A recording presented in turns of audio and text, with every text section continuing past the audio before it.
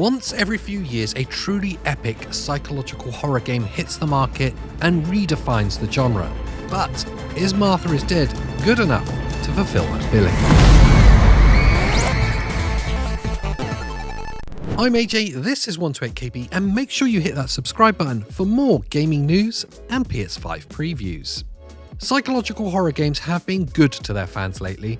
In the absence of Silent Hill to unite the genre, games like Visage and The Medium have stepped up to the plate to bring their own brand of nightmare for the horror seekers looking for reasons to sleep with the lights on.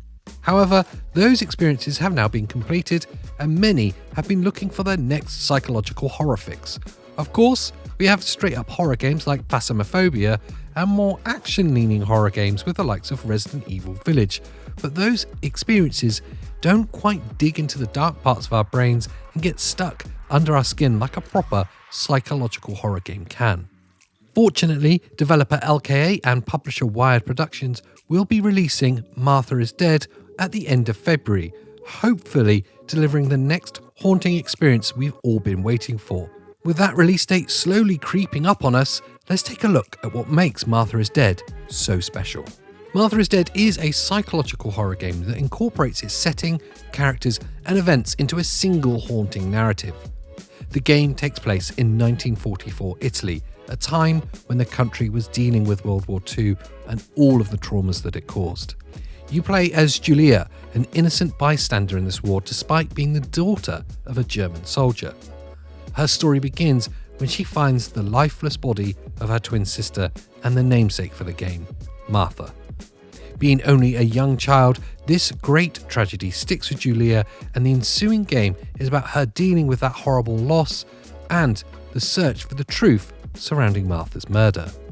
Much of the promotional material for Martha is Dead has involved small plays that convey the story of the Lady, a pale spectre who appears to be mysteriously connected to the murder of Julia's sister. These plays are presented in somewhat of a disturbing format of a marionette theatre, which juxtaposes the horrifying events being shown to you by being something that was conceivably aimed at children.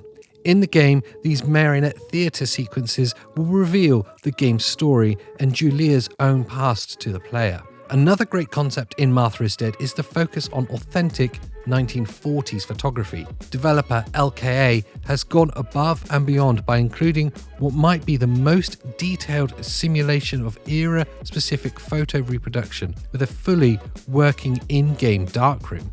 This is where you'll process pictures of what you'll take around the estate, as well as the highly detailed Italian countryside, which can be explored by foot, on bicycle, or even on a boat.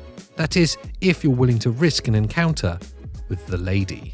LKA's penchant for frightening, realistic, and well-researched era-specific stories seem to have carried over to the development of Martha is Dead, and the end product will hopefully be a psychological horror game that will continue to stay with us long after we've finished it, and in the back of our mind, the part that makes us check the closet before going to sleep.